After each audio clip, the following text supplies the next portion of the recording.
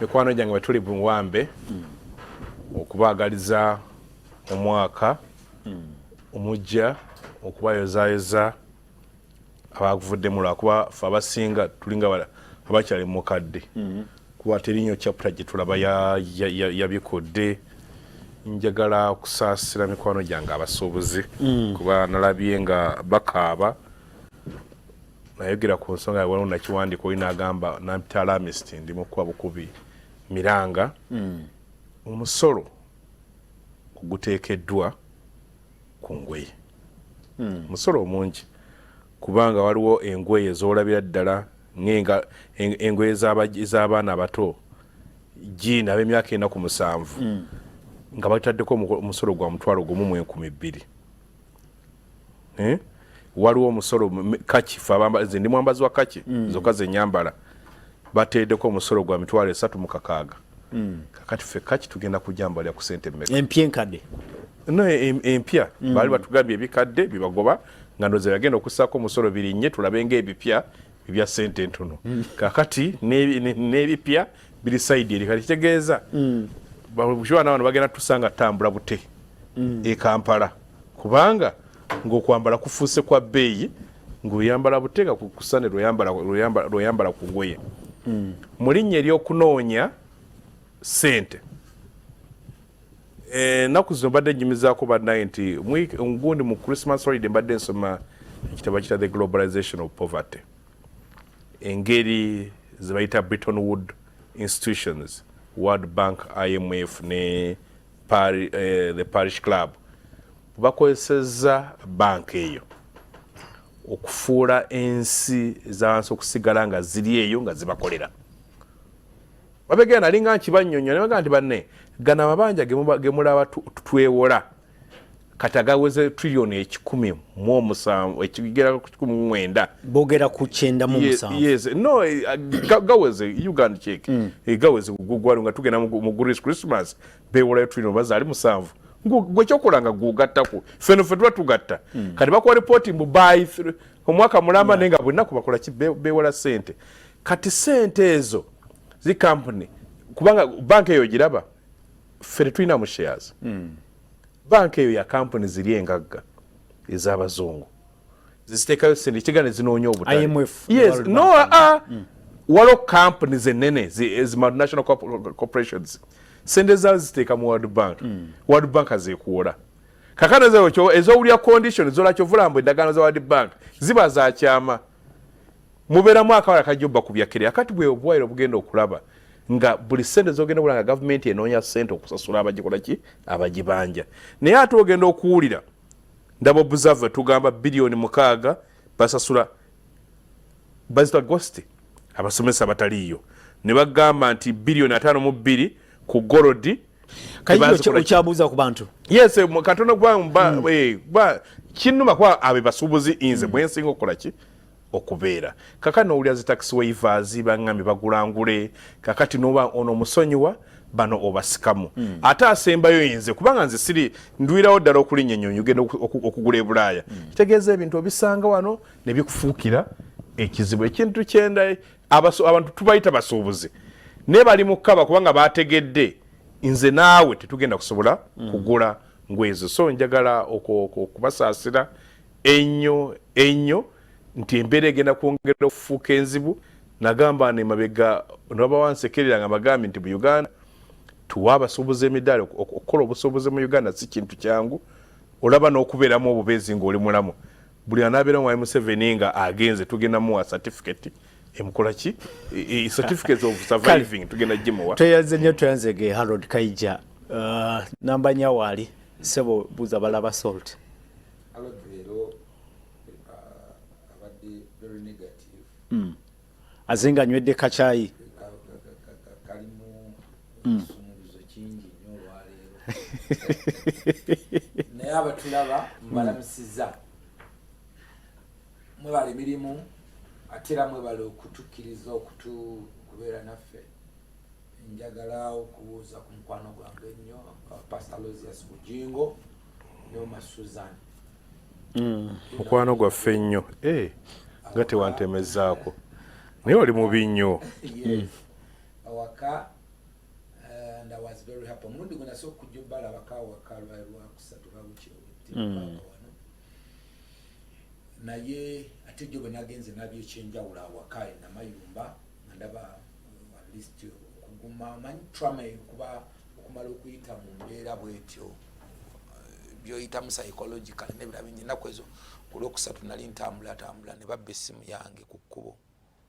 Tuesday naye wa boda kati lwa boda gwenda bayita onda bango omubbi kyokka bambi bangi abatayinaako na mutawaana gwonna so bumala okuyita mu nsonga olusi bwete faana bwe muntu akuyitako akimyeno gyaguze kati just imagine nze wesimu negwe eyali obulamu obugenda kama eyo gyoyitamu so twongera okusaasira ate n'okwongera okukugumya n'okuteeka mikono gya Katonda ogume ati kuba Katonda yakulekawo ng'oyina by'oyina okutuukiriza n'okumaliriza namwe abatulaba ku sooti twagala okubasaasirako abamu abafiiriddwa abamu bafunye ebizibu namwe abamu abagenda ate mu birungi omutawaana Nkefasi Dickson wenanzirugade tugenda mu mbagayo tugenda kubeera ku SDA Church ematte ate nammwe ab'ekisigala Busembi basaasira nnyo olw'okufiirwa mukadde waffe nja kubeerako nammwe wakati awo mu misana mmwe mikwano gyaffe abalala mukimanyi nti tuteekateeka omwoleso gwaffe tuguyita kisoboka tobongoota 2024 KAIJA first it's going to be the first of this year ne show yaffe ey'okubiri tugenda kubeera kiryokya ennaku z'omwezi 17 ennaku z'omwezi 18 ogwokubiri so tubakubiriza mwenna okuba nti mumaze okweteekateeka okugula ebikozesebwa mu nnimiro ebijimusa ensigo amagezi tugenda kuba n'omusomo gwa nnaku 2 ate okwongera okusituka buli mwezi buli mwaka tuba engage farmers emirundi 2 mu mwezi ogwokubiri ne mwezi ogw'omunaana nga beteekerateekera season nga mu Uganda tulina seasons 2 eza ebirime bino ebyangungu nga bine seasonal crops naye ate biri ebiri periodic biri ebira ebiwanvu ebibeerawo ddala bitooke mwanyi bibeerawo so mbakubiriza okuba nti mweteekerateekera omwoleso gwaffe ogw'ennaku z'omwezi 17 ne 18 tujja kubeera kiryokya twayisa abasomesa bangi n'abatunda ebikozesebwa mu nnimiro bangi mujje kuba twetaaga kiryokya kiri Kikandwa kiri mu constituency ya Mityana North mu gombola ye Kalangaalo mu district ye Mityana ate omwoleso guno gwakubeera nga gukuŋŋaanya districts 5 ab'Ekyankwanzi ab'Ekiboga mumanyi muyitaawo 47 paka kiryokya ab'Ekasanda mumanyi mukkirirawo okuyita Ebujayu nga muli kiryokya ab'Emityana ate ne Mubende. It's going to be greater Mubende agriculture show. Kale. We tugenda okugula ate n'okwongera okusoma ebikozesebwa mu nnimiro. Kuba abantu baffe Apollo twetaaga okuba n'emmere etumala awaka ate tufiseewo ne gye tutunda. That is important. Ekirala olw'okuba nti ebirime byaffe ebbeeyi tebeerera kye tulina okupika ye productivity. Kati kugamba bw'opika n'ofuna kinene ne bw'obeera nga bbeeyi tetuuse ku gye waluubirira ennyo era baga nti tezifudda dda na lusoggo. Kati ekyokulabirako nti singa osomesebwa bulungi eka y'akasooli n'ojjamu ttani 3 zekiri 13,000 bw'otunda ku singi 8 oba ofuna obukadde 2,400 ku 8. That's one of the lowest prices. Amakungula nga mangi. Kakati bw'omala okufuna ekyo akinja kigamba kina abalimi nti naye ate obanga walima n'ofuna butono nnyo for example kilo 5 mu eka bw'onootunda kusingira 8 ojja kuba ofunye emitwalo 40 so ojja kuba bikusaze nnyo. Ekimu ku balimi kye tulina okukozesa akakodo ke tulina okukozesa tulina kateeka ku makungula nga mangi ge tukungudde awantu awatono okusobola okulwanyisa ebbeeyi y'ebirime. Yes, abantu bagamba nti ebbeeyi oluusi ebbeeyi tetugibaako nnyo na control kubanga erinnya nekka kati kasooli ali wansi naye akusala nnyo nga wajjamu mutono. So kale wanga wajjamu kinene ofuna kale kiba yaddeko. Tweyanza nnyo tweyanzege Honorable Godfrey Kiwanda Suubi Honorable Harold KAIJA. Program ene kutusibwako aba John Huss International College of Health Sciences bali mu bitundu ebyekigobe. Ekitundu kimanyikidwa nga Kigobe mu Njeru Municipality mu Buyikwe District. Aba John Huss International College of Health Sciences beba bangula abayizi mu misomo egy'obusawo n'obujjanjabi. Ku mutendero gwa diploma ne certificate omaze senior 4 senior 6 ye one A level omuyizi mutwale afuna okutendekebwa mu ebyekisawo n'ebyobujjanjabi bya nursing bakakasibwa ebitongole bya government ebikakasa amatendekero agawagulu neera n'ebisale nabyo bisoboka. Genda ku International John Huss International College of Health Sciences obawagire nabo batuwagidde munyo kumacha gange nze principal Harold KAIJA tuwe ekifaananyi kyolaba ku lukungano olugenda maaso wali emunyonyo n'enkungano endala ezijjaawo. Ntandise wali ngamba nti olukungana olw'ekikabo ekiti bannayuganda baba balusuubiramu kinene okusinziira ku bategesi batulaze nti baprojectinga deals that 378 billion deals ezigenda okuva mu lukungana luno lwannamu. Tene ba olulako lw'eggulu ndowooza ku sideline z'olukungana olwo eya today East African Trade and Investment Forum yabadde ku Serena. Abasuubuzi ba business people ne private sector foundation babadde batudde okukubaganya ebirowoozo nabo basobola okwongerako omutindo ku bintu byaffe n'okubifunira katale n'okwa-attractinga investment mu Uganda. Olaba ki ekigenda maaso ku lukungano lw'ekikabo ekityo? Neyanzege okumpa omukisa okwogera ku kintu kye bayita line movement ekyatandika mu mwaka gw'enkaaga mu ogumu Belgrade mu Yugoslavia then Batito Wagonde Gameo Nasa Nkwame Nkrumah ono Shuruto yali ntawanyanye yali ewayi Indonesia bali asajja batano kubanga ezo ensi zaali zakafuna obwetwaze bwe zaali zakafuna obwetwaze zaali zeetaaga nga zigamba kakati kubanga jjukira Sematalo waggwa 45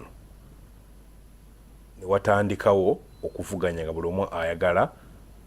ono kufuga kulanga gundi mu Europe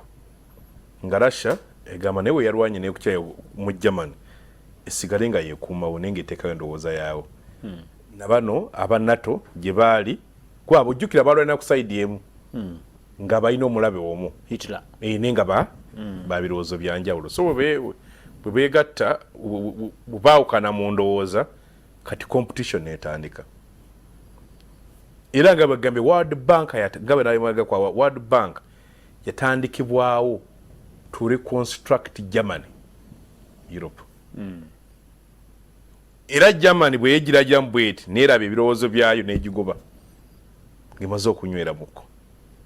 kakati ng'ogiraba nti bano nga gye bakozesa nti ffe tuyamba abagagga aba America abasonda mu ssente ngera police za America n'endowooza capitalism ono wa goyita free market economy nenge ekigendwa kyawo nti free mukkirize ffe tuyingize kampuni zaffe muziwe ettaka nga teziwa musolo n'abakozi bazo tebawa ki musolo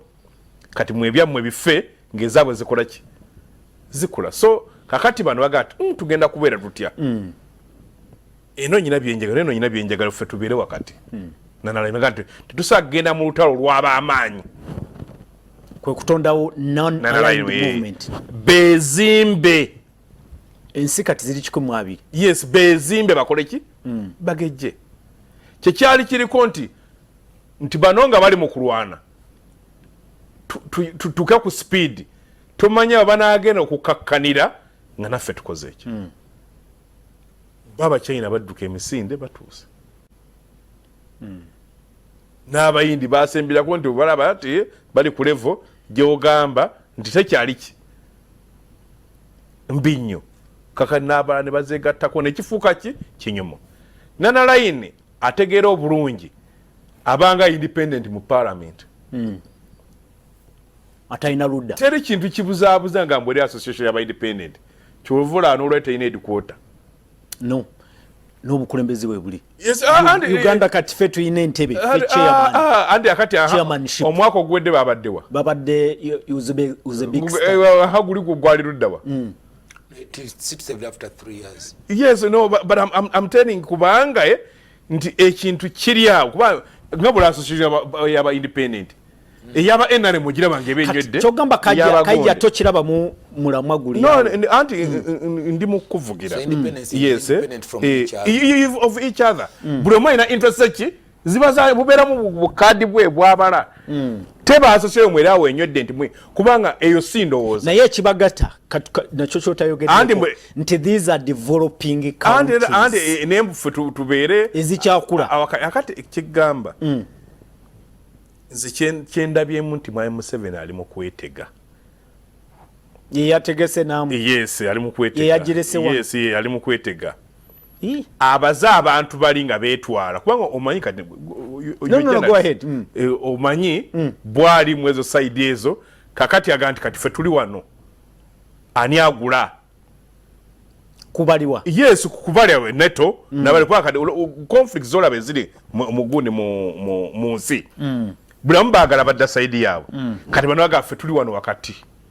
kibategeeza bongulo kuwagira obumpito kuwagira nenga tubadde we banga ndi mugabo ngaddi ngamba namu ngebadde we banga andi kukyende mu kugamba tosobola kubera monana tosobola kubera non aligned ngama banja yina trillion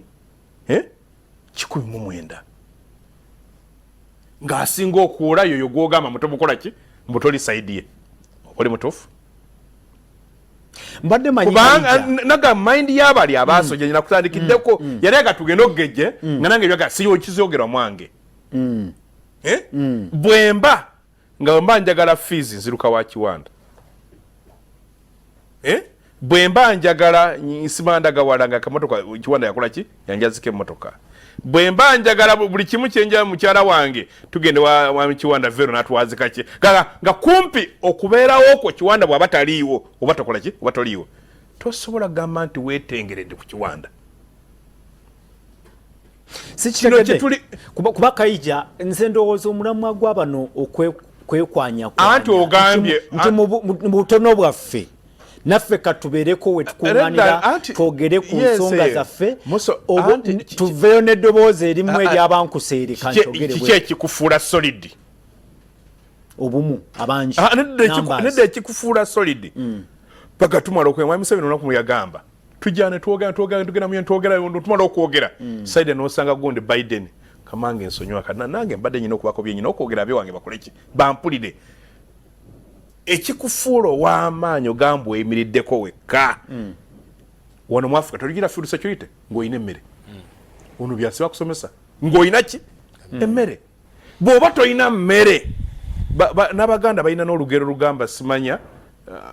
gyova toyombe gyokola ki gyotera okudda wono isima gyosaka ayombera gyasaka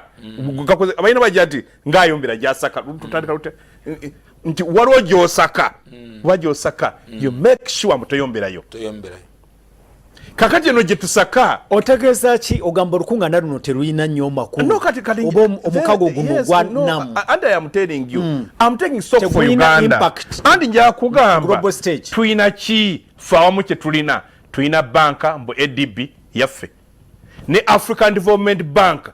kujjanga juzi era nga mulina ina kyasosha ekiri awo ekyabaddoona bebayita baddoona bebali bamulnational era nabo sente zabajja ne bazira mu African Development Bank ekitegeeza conditions za African Development Bank tezina njawulo za World Bank conditions za European Bank kakati bwoli bwabanga yakyakubeezaawo nga yakyakubeeza nga bwe gambye gyosaka oba olimba ogamba nti toli side ye era ojjukirako Bush bwe yagenda n'agamba mu luno otalo tugendamu you are either with us or against us waliwo yaddamu n'anyega kubanga agamba mbwe byennwana naawe byolyamu KAIJA ogamba nti tetuli non-aligned in the real sense it is a lie, it is a fallacy. Tuli mukozi tulina bye twagala okulamuza mu politics okulamu akantu nti olamuza oli akulega nti gundi nsi nange naffe twe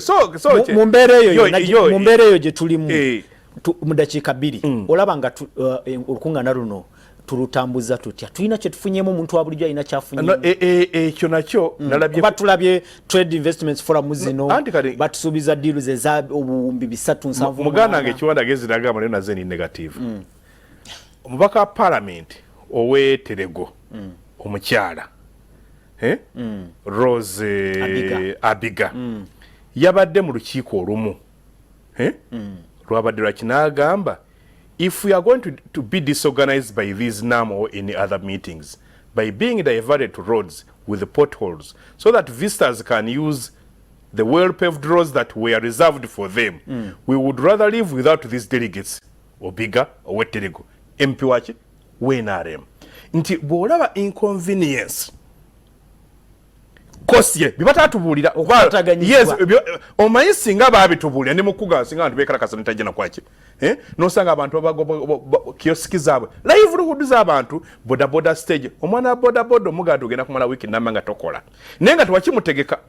nogaga nti awo temugenda kukolawo fejjo natuuse kubasa meka nga buli bagaddewo nga jamo nti omuwendo gwe tusasulira nga ne panja de tulina ne sente zategese olukiiko luno nga tulukolaki kubanga bola mu nsi eziri democratic wali badde parliament ya discussinga kitu kino oba either kijja oba tekijja ebintu ebifaanagana bwe biti mulina okufuna n'aba-expert ng'eggwanga tubifunamu oba waliwo abatono ababifuna kyogamba ono gwe batataganyize wa boda nowakakyusa agenda kufuna ddi bizinesi affe Uganda ozimanyi waliwo abantu okujja bagenda okuinvestors bagenda okuva mu ddiiro batatugamba mu ddiiro ng'eriwa wano wajja omuyimbi simaani omugundi era agenda nakasongola ono P Square asigundi ani ono this guy ono Musedego nenga mu America akoni naga agenda tukolera ekibuga wano batuletera ko simanya abave Saudi abantu bazze wano n'ebirowoozo biyitire bibagamba ng'obiwulira ng'ebinene kati ennaku zino mwena muli ku Twitter mulawata lwa Kabushenga n'omusajja gwe bayita Tugume olw'emmanyi omusajja yakwata sente zaffe ez'emmwanyi ne bazimutera mu private ki kubanga bajja n'amawulire obulanga nti yagamba mbu agenda kukola emirimu miliyoni agi naye kati ffe tetwinterogatinga miliyoni emirimu miliyoni emu ogenda gikola otya ffe wulira ekigambo miliyoni egi sente zaffe ogamba nti investments ne investors batusuubiza kyogamo Uganda wabulijjo kyagenda kyogamo nga n'ensi yonna focus yali ku Uganda ekyavaamu musajja we bwe bajja kufa nga bamubuuza miliyoni emu n'ekitole za dola zibamuwamu mbwazikozese munaku lumu ng'ebule lunaku lumu nti ng'olaba the cost omuntu munnauganda emugenda abantu abafunyeeko kubanga olaba ne Africa Cup of Nations ensi ezimu zigigoba twaziwulira ne zigigaana nga bagiraba sente zooteekamu n'ezigenda okudda nga bakuli olabanga kinene nnyo ng'olaba Africa Cup yeereeta abantu abagizi omupiira bwe bajja mu bitundu banoonya ne buloojo bw'emitwalo 3 bagana n'obugunaga kanteseomera eyono w'okutaka naye kakati abantu abakwata corporate deals abaleese moroka ezigenda okupangisibwa zi V8 osanga be bawadde abantu abo gundi Sudiru goba gutwawadde billioni simakirana mu meka okakasi ekyojjayo nti abafunamu mu kintu nga kino balubatu siba na Uganda tubadde nazo zonna gundi ezikola ki zibeerawo katuwewo nalebo mukisa Godfrey kakati nze ndowooza nti okutataganyizibwa kuno KAIJA is my teacher mu byenfuna naye olunaku ozimu ateeka mu politics mungi ng'olwaleero neyerabira profession ekisooka mu marketing muno kibayita advertisement advertisement kwe kulanga tukuba n'obulango ku soloti ne tukuba ku TV ku radio osanga obulango bwa Coca-Cola nzo kusanga ekipande ekinene nnyo kya Coca-Cola ku airport Entebbe nete kitegeeza nti wokisanze otulirawo kacupa ononywa akacupa ka Coca-Cola advertisement of a country okulanga ensi tekuba na direct benefit nkeera nga bw'obeera ku radio n'olanga tekitegeeza nti enkeera actually ye principal advertising. Yes. Tosubira yes. magoba. Yes. Tosubira naye kati mukandi ngeri gye bakireetamu akireeta mu ngeri egamba nti okuŋŋaana kw'ensi zino kye tulina okumanya enkeera kwe kulaba nti jjajja wange atunda bogoya mu kyalo afunya wanta ku dakiika ekyo kyebatugamba balire kibadde batunda kibadde batunda tekisoboka bagenda nti gwatunda obujiibwo atunda amenvu byonna ogenda bitunda bikole ki sibatugambye ekyo tekisobola kuba bwekyo olw'ensonga nti gwe kimanyi bulungi mu economics bwe twasoma obulungi when you make an advert today you can't even expect out returns after 3 years. Yes. Abantu balaba Jeno Kagame ng'agulidde Arsenal ateese ekigambo kya Visit Rwanda ku mujozi kiyinza okuba nga bayinza okuzannyira emyaka 5 nga benefits za sente zibateese mu kigambo ekyo bayita Visit Rwanda tezinavaayo millions and millions of dollars naye ng'abantu bali kifunamu there will be maybe after 10 years after 7 years. So olwayo kino ekigendeddwamu muleke kukitoniya kutuuka ku level erowooza nti olwaliro nga bonoogende Lukaya yimirire ogule banange tugule kugonja mpayo ku nkoko no tekiri bwekyo era kyova olaba nti even when I was in the Ministry of Tourism nagezangako kigamba abantu naye even in the ministry nga bantu tebakitegeera kana wanda katona lebo jobu agenze ne zali abalambuzi bagenze bameka bamugoberedde bameka nemagamba it's not about that. It's about creating an impression. Yes. Yes. Even in tourism. Okutunda amenvu. Ye chanjawulo. Chovola bana abantu abamulo kwatwa bimanyi bulungi balowooza. Mbalaba ne mu government ebogera mu KAIJA nga badagamba nti badde batunda. Omuntu aloza nti bana jawano era bagenda kuja teri muntu yazze kweteekateeka kulambula. Gwolowooza nti ojja musange kollo. Mugambe butina masike. It can't happen. Omuntu yazze ejindi bwategera nti amazike je addayo asobola okuddayo n'akomawo natch planning. I can even plan it after 2 years. It can even plan after 5 years. So bannayuganda makungula bagalinde amakungula tegaba gakuwo je bujja mu maaso eyo fenze ndi mulimi when I go ningama nsimbi emwanyi olwali I expect output ye mwanyi after 3 years ni ate bwe mbasa simba n'emyaka 3 tujija kugwako ngere mwanyi ezo sizifunye ne kasoli which is cheapest mu period is about 5 months so kati nze kinja baga mu kino nti olaba ekigambo kino nekiba even tourism abana jja wano bagenda kuleka I don't think abantu settlement I don't know where they went training to tosobola gamba abantu nti okujja kwa abantu abo na zino sente zonze bogera ko deal which is fake. Yes. That's now tosobola kitunda bwotyo teri mugenya asobola okujja nagamba sigenda kuwa sente buli mwaga ngenda kuwa togenda kitunda bwotyo. It is creating an impression eggwanga lyaffe kakati ekimu ku kye twalina okukola mu NAM which I think we miss somehow a step. We are supposed to prepare the community okuteekateeka abantu. Yes, NAM eringa bono kyaza abantu awaka KAIJA mukyaza abantu awaka noga bannaye baana mwenti mukwano gwange Kiwanda ajja kukyala wano mukwano gwe mbeera nnyo ku TV nti ahanti niona okubajja kukyala wano mbasaba ekisenge kyama genda kujja ne mukyala we ekisenge kyo demtwa mugende mwegatte wali ajja kubeera wano oh dadi oli mukwano gwo yajja okujja. You don't even need to force them to smile because you've already prepared them. Over preparing no balaga benefits. I to so na government yo kyetakola onalebo Kiwanda. Agamba to so abaga nti okujja kwa Kiwanda wana agenda basasulira school fees. But dadi buna kungaya tusia tusasulira. But ogamba nti ono mukwano gwange is a relationship je tuzimba otuba oli awo namwe musoma twagala okubanga tuzimba omukwano nabano omuntu kati ekyo onalebe kitegeeza abali mu government abatesetese kintu kino abatesetese kintu olwaleero simba muddo uliriza abatesetese kintu kino bakipise ne bagala ne bakizimbulukusa bannayuganda bachi appreciating obo sina kuzimbulukusa they did not do the right things just kumanya okumanya why bakitunze bubi mu bannayuganda yes tokitunda bwotyo you don't sell okuŋŋaana bwerutyo because kati balutoniya. Yes, olutoniya. Actually, bwabanga mwami KAIJA okunkyaze wagamba abaana be nti nze nja basasulira school fees. Abantu niyiza. no nete bagambye babatu babanga bayogedde nti mulimu opportunities ne ba pinpointing anti mu investment twinza okufuna mu ba investors abali olukiiko lwa investment. That's okay. ngeno yabadde ya investment. That is okay. That is okay. Nekinda kwa nti kyoteka mba na Uganda kwane mu chogama abantu bakibateka amenvugo ekya chogama tekyayitirira no tunda amenvugo kale anoleta jakuletawo oleta amajigo kukubo hu basavuwazanya kintu. That is katoboto niize kintu kine nkungana ngazi twagala kwebaza president nti you go and lobby for this. Nawo kitadde ku president. Yes, okumuzilobinga. It's okay okulobinga. KAIJA government president ya kirobinga nga yagala kwefunira mu ngaye. Olukiiko luno lwasabwa busabwa.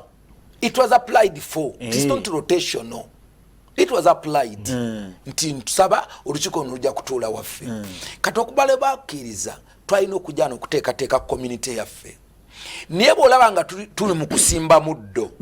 ng'obula olunaku lumu abagenyi batuuke babadde basiga nguudo nti ne mu bwongo bw'Abannayuganda nabo bennyini ekintu kino because singa if you erase 2 weeks back nojjamu ebintu byonna ebyali ku Soloti weeks 2 emabega there was nothing like a mention of NAM. Twasembayo okuwulira ku NAM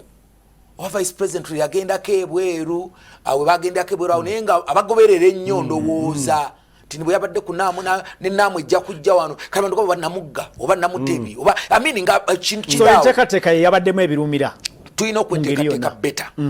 enkiiko ezigenda okujja wano bwe tubanga tweteekateeka n'abantu n'okusetinga obwongo bw'abantu abantu bamanyi nti kubanga abantu bana be tuba tukyazizza wano tebakyalira government, tebakyalira ba ministers. They visit the country. A country must be ready to receive. Joyite wamwe abantu bogera ne kugundi ko kabana banga boda kuliko ka flag welcome NAM mwana bavuga mu town. That means you visited ochadde ochalide insi ababoda kuliko kagundi akagira bwe kati. How do you feel ngosuka ku boda segeza bano tebachalide nsi tebachalide gwanga Uganda? No, chingeza kugama benefits zija kuja, but next time we need to prepare better. We need this. Let me tell you, it's marketing eba to bagikola. The whole city should be ready for that. KAIJA ne bainamo kwemulugunya abantu abatataganyizidwa nga bowulidde honorable MP natuwoga nti abagenyi bwe batuuka okubanga banansi baganibwa okutambulira ku nguudo ezimu. MP yatugonyenya statement ya MP yafulumiza ekulaga nti the benefits eziri muno tazimanyi era tiyaziteeka kubanga parliament was not given time probably to discuss this, to understand. Because obanga omaze okutegeka parliament obanga nakyo tebakitegeera kigenda maaso olwo tuli kuki. Yes, Mami KAIJA agambye nti independence and independent from each other. That's true. But muna musobola okukola kibaita bilaterals. Enkolagana zensi bbiri. Enensi ni mwanyi ni tabo tunabatuze ba coffee farmers tujjemu ensizo nazo nezirime mwanyi mu 10 mulimu ensi meka mulimu ensi musambu. We are going to discuss how can they basoba tukoleganira awamu kuba namwe treatira abantu banu together. We may not have a similar nti goal onto kuchino but omukisa guno ogw'okujjana ensi 10 mubera mu shared interests. Wa mu shared interests even bilateral oba wakati wensi 3 wakati wensi 4 ensi zirima kokowa na fetanise kokowa wano ensi zikola kuchino ezina mafuta nafa bayina mafuta wowe twa batunyiga mafuta chiche tusobola okukola kati even NAM can even take 2 weeks ngeri wano songo jeko kwako kono musajja akyali mulambita Professor Michael Porter mu America Uganda yaleta Uganda elithimu yali ku CNN Uganda gifted by nature ekyo no bamunoonya nabula n'obudde obujje Uganda n'abufuna n'abayite New York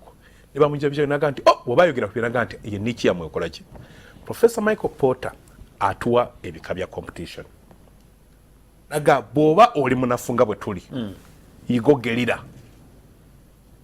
gerira nti olwanira kuki kutakaka tolaga munene nti ovuganya waliwo kampuni emu njajje banyumiza wano ya byakunywa nagira bange competinga nenene ku level y'Uganda ne collapses kubanga oli kyakola asala busazi ki beyi naga nso kikola omwaka mulamba ne sifira gwe ne kugoba mu market kati musagamba nti mwe mulowooza mubalaga nti we muli ne mulowooza mu yagon to survive kyegambye oli mwana okuyita bwasi n'agamba kati njagala principle yange nafunye ekizibu ewange ki ekanjagala sente zange you can't survive. Olaba ensi kati ngabula ensi kati ngabula Tanzania zi Mauritius zi Botswana zagenda ku takeno nezikola ebintu nezitandikira ku kati olwalero mu Africa passport yesinga okubeera y'amaanyi ye Botswana omuntu busa passport atulaba ey'amaanyi kwe kuba nti olina ensi nnyingi gy'oyinga nga tebakusaba ki visa lwaki bamanyi nti omuntu ava mu eyo ensi simbi talina nnyo bizibu ewaabo waliyo emirimu. Tanzania olwayo kati bwulira success kole tebassa kazina nti babikola byonna n'ebyamavugulu kusijja bino byakoze bw'olaba ono omukyala byali mikolo tugenda kulonkinga guno omwaka badde baguyingira balonkinze train ey'amasanyalaze electric tebagiranga ogenda kino bakikoze you surprise oja gerino oja agenda kwakananga onywedde naye akati gwogenze ku level yemu mbujo mvugaya Professor Potter akugamba wakanya cha nono alali ni government yani ugandi bagamba okay mwepima emmanyi muge mukole bwe muti kubanga kati mwekisoka mu muli bayite muli banywe okay nete tusobola kyayogedde cha shared interests tetusobola kufuna mu febi tusobola kyali kyagambe kya bayirato naye tokujja bodi simambo ku TV waliwo ebi no kutisimanya yayogedde honorable tofunyemu no nkifunye nzikirizigana ye tofunyemu endowooza y'okubiri nti mu nkungana ngazino mulimu benefit and I want to tell kuba kuntandika obadde ogambye temuli wadde ne mukugamba I want to tell you mulimu benefit muganda nge kiwanda abadde mu government opportunity ya Uganda wamu abasinga okubeera awanene wali awanene ye minister mwe yali tourism akubule bali bateekayo sente meka kubanga oboyaga kuwa naawe tukulaba byokola osooka okujja opportunity ne bagwe notagironda kubanga olwagwe setup ki kati eyo kyene muganti benefit yawo n'olukiiko ndala n'ekyo kibatukula ki kibatugamba kyene mugamba Tanzania byetambudde Tanzania gya nebala covid negamba ne batesega nti agano okuteeka covid naganti covid n'abaddugavu tetuyisanga ki basajja balinata okimanyi nti abazungu yali mputu ya Magufuli yagana ndi mukugamba abazungu bonna abali abagagga abalina obunyonyi balinye ne bakirya ki Tanzania economy ya Tanzania teyaddamu kuba ki njakutegeeza erimu sente kati abala bagenaga naye wano nga mu Africa wanyumidde lwaki sibeererawo ddala wone batukanaga nti covid ono yanimala emyaka 10 ne bayolaga sente zagabwe ne bagayibwa ki egundi so waliwo ebintu yamaliriza nga yingine middle income yes waliwo ebintu bye mugira nze ndimukuba ne nkwasa economy ya Uganda eno nyine ebintu byenyanga nga sibyogana mu luzungu bazungu kumpulira kubanga olwo abazungu be batulagirira okukwata sente zaffe ezisinga tuziteeke mu defense nga baagatulwana entalo z'omuli joni tokkiririza mu mikago nga gino egyokwerabisa kubanga ndabye modo gundi ani Singapore yali ne baani okugenda weeri bwewetegereza Vietnam baaginyiga nga tebaagala efulume mpaka about 2000 Vietnam kati ekutudde bwekutuzika twegiraba ekola ki edduka gwe nyine muyina okutwanza nga tugenda kukola tuyaffe kiki kye muli mukola kubanga bwe tulya budget ya fulwalero kati n'obusente bwekula kati sente ezisinga zigenda kusasula mabanja ate bwe tuyongera abakulu abaze wano honorable Godfrey Chwanda kugambye sawa yona bajja ko bakomawo batuwe sente dollars mu adeda agambye asubira adeda asubira naye juzi walo gundi jenyira peace yali ono mwami ono alinyo mugunda alinyo mu tourism ajja kujja ko wano nakunje kuyumize akulage opportunity eri mugundi yaffe akulage bye tusinga Tanzania nga gundi ani ono gondo Clark Dr. Clark yagamba yalinya kenyonyi nga abantu bonna bagenda kulambula Kilimanjaro nenga Margarita yekola ki katunzike yesinga naga ffe tulina bye tutakola nga ne tunebuzabuza tutete tusobola kufuna sente so bottom line honorable Godfrey Chwanda subi ugamba nti tweteekateeka bubi twandibadde tufunamu kinene mu lukuŋŋaano olw'ekikabo ekiti tujja kufuna era ogambye nti bannayuganda bagumiikirize returns zijja kujja biseera by'omumaaso good kakati kansoma obubaka buno then tuwunzike Uganda eyagadde kulanga nsi yonna nti tulina abasirikale bangi kubanga be basinga obungi ku nguudo so si bantu ba ne mundu nyingi sio sio Richard Dumba kasesebwera ku border sebo security tetujetaaga honorable abantu baga tulaga security tulina abasirikale bangi. We can't discuss security on TV. No, we need it. But we need it. We really need it. Nze siroza ntulina okwemulugunya nti tulabye abantu abasirikale bafinga bali ku nguudo. But probably ayinza okuloza ntwandibaye tukikola maybe ne smata way. Ina kyagamba osobola okuba ne security nenge mundu si nyingi kikubanga oli bwava mu nsinge muntu eziwete alowooze nemujukire tubadde ne ADF. No ndi mukugamba omuntu akyala namba ye mundu nga nyingi bwezito osokola security nge muntu eziri nnyo visible ku luguudo ki kuba buli mita 3 wali omusirikale akutte ki oba nojja n'ogamba ina alaba osobola okwambaza walubatiro bikula okwambaza abapoliisi abasigala bambaza gweza poliisi nedde ngweza poliisi oyina nanga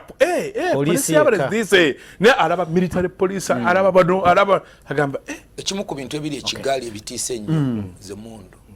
ifan kigali Kigali najirabye ku list ya most developing economies anti kati tubijite bw'okyogeddeko neyo oyinza okusaba buli kakoona and their police efuteekako eringa military police yaffe wawana ebakoredi buli kakoona buli kati bolaba adivert n'omuntu okutuuka batalaba ngaali mu lutalo tutaddewo entiisa nyingi nnyo sina kitaba nnyo gundi mbati sinatambula nnyo kusaidia eno kakati okay uchabadde kyasoma message Mr. Pro thanks for the show Bambi Kaija agambye Kaija tamanyi naye mbu kyotomanyi lwaki tokireka ngaki ono kavuma Aroni katugende mu maaso Kaija luno olukiiko terutuula buli mwaka nga bw'oyogedde ate ekirala Uganda si ya lusaba nga bw'olimbye abakulaba President Museveni teyetega bwetezi nga bw'oyogedde bagisaba Uganda bagisaba Aroni nona kirizade Kiwanda nkulamusiza Kiwanda agambe balusaba Uganda yalusaba Kiwanda agambe kakati bano balowooza nti bamanyi okusinga ffe kale for business yaffe kumanya aliwo no agamba nti good morning Apollo. Is the man a Ugandan or outside? How can you say that no you president is on show? Yet Ugandans are benefiting from those people like hotels where they're eating from and stay. Really, we got tired with opposition people. Anyway, Eric Sabite mutungu alinga agamba nti KAIJA owayogedde si bulungi nti okugamba nti Uganda tefunye ante omulimu gwayo kujja kwa birozo bya nti okugamba mbu president kubeera nga bano President Museveni sigenda kubeera nga bana abetaddeko pege basobola okukola kyo okusimayiringa mbu abantu gye bakulu uliriza agamba bakulu gye basula bana bagenya baze ma hotels ensimbi dollars yabeerawa mwami mutungo mwami Apollo kituufu nabadde ne hotels nyingi nga zijjudde n'ekyengezaako okugamba nti I hope nemo mikaija nti yes hotels zinzo okujjula today but there is much more benefit ekisobola okubenefiting naye waliwo mwami kaija kyabadde kyabadde sogedde mwami kaija agenze n'agamba nti bali abantu webegattira webagattira bayina kibaali balwanyisa nga bagatte tujja kuba naffe tuli bannampawengwa mu ntalo zamwe tujja zeetabamu after the Cold War naye kakati okuva olwo waliwo ebintu ebirala bingi ebikyuse Mwamikaija sagala nnyo maanyi agateeke buteesi ku America kuki kubanga nti matches waliyo entalo ezikyaliyo but tulina ate entalo muzina emyaka egiyise gigenze nga 40 kasoka actually we are coming to about 60 years kubanga atandika mu 1961 this is 2023 that is 61 those are 60 some 63 years ne challenges zitugenzeeko nyingi nnyo n'okusinga ziri zaaba later together nzendowooza n'okubeera n'eddoboozi eryawamu ng'ensi ezikyakula olwaleero bagambye nti honorable Jeje Odongo bagenda kucheringa session ku lutalo lwa Gaza uli mu Gaza side meetings zibaddewo waliwo ya agenda ginalabye waliwo okuvayo ne common position first lady aine yaba first ladies ena n'endala. All those are very good meetings kubanga ekisooka zigenda ku specific issues naga katukulino tugenze ku kino ekiri specific neze mbadde ndowooza nti next time we have such a meeting nga katulina ne G77 bw'ogatta amawanga 12 ogateka chikumwasa twagagira mu G7 bagalinganza almost tugenda mawanga lukungana lugendo kubanga Uganda echaziza ba president so ba head of government abanji in the same period of time chinzo kubanga mawanga ga Africa chitu tyo kibadde watono nnyo kutuka ku level so nze ndowooza nti it's very important enchiko zino mezibanga zizze wano fenanga bana Uganda tubenga tekeddwa bulungi tumanyi nti benefits y'enchiko zino etugasa fenna egasa opposition egasa wa government nayenga setting eno yo nebere mukiri abantu batekete kuba myezi nga mukago lukiko nujja kubeera wano kino kikwetaagisa cyo kireme kubeera nti ono ba Chris bali omunsi abayo binaga ntipanange encha abagenyi baba bayitako smile kituufu okusimayiringa ne smile eno muntu alina okubanga ateeketeeko kwa bulungi ng'omwana wa KAIJA gwayinza okuteekateeka kiwanda agenda tukyalira niwe okukyala kwa kiwanda okubeera tekitugaana mine batugamba katonga byagambe waliwo MP atugambe lwaki mutuyisa mu nguudo enkyamu ngati yes awaka enguudo ez'ebinya abazirekedde bannansi awaka muyinza okuba n'ebikopo bya plastika n'ebyebumba olunaku abagenyi baba bakyalidde yes nti abagenyi esowaani enungi yes enungi zaffe muzi wabagenyi embi ku dakika bali mwene enkola yagamba mbutoli ya nyama girinde wabugenyi bayinza okutuuka abagenyi bwe batyo kwa abagenyi babagenyi enakwe zwali omugenyi batuyise kuba ku northern bypass wadde yoki nabadde kasubigwa na wasinga okuba ebinya we omukyala gana laba abantu bagenda otuswaza laba bayisa mu luguudo bajja kuwoza nti enguudo zaffe embi naye nga ekasubi gye babayisa naye si Kongo nawo waffe naye olwokuba ebinya binene omukyala ono yabadde concerned nti twabateekera kuyiteeri mwenna abatulaba buli muntu yenna akyaza abagenyi waliwo abagenyi batatuuka wo ne batuuka era omuntu agana kati watusanga so kye tukola tekiriiko naye tukikoze so late would have done this in a better way. Mwasize mutya Apollo Nzeke Roje okuva ekatwe kabatoro town council Kasese nze ngambo lukungana lwa namu Uganda erufuniddemu okumanyibwa mu nsi zikirimanyi agamba nti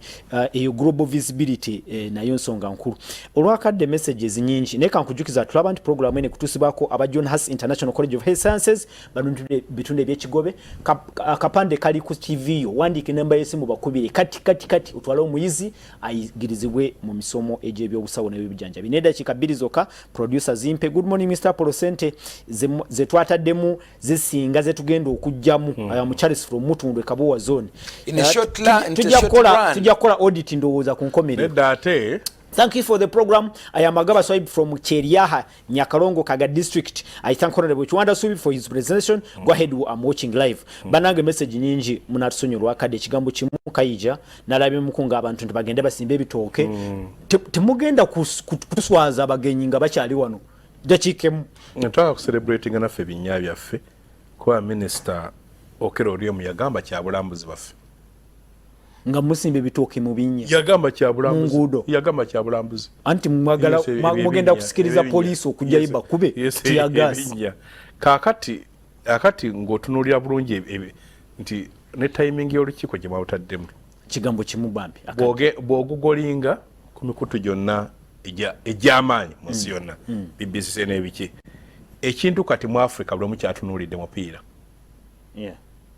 kyekyo trending so kati n'abala kyobala nti ng'olina olukiko ng'oyagala visibility nga gy'ogambye ate obadde ogenda mu maanyi kati bwemujali okubanga nti AFCON ejja mu budde bwayo kwako bwayo saawe muyokka omupiira ne guvaawo no I want tell you eba abalabye omupiira discussion y'omupiira within and then n'olwekyo nti going forward nti eggwanga ng'eryaffe tuyina ebintu bitukyalina okusooka okukola mu kamera ng'eteryatulaba naye kati ekitoko nti bakiwanda si bajja obbikola obenga ye bwakyali omutoto tuli kwasaganya naye atugula ebyali munda eyo kakati nyongera kubajjukiza mmwe bannamitiana ab'ekasanda ab'ekiboga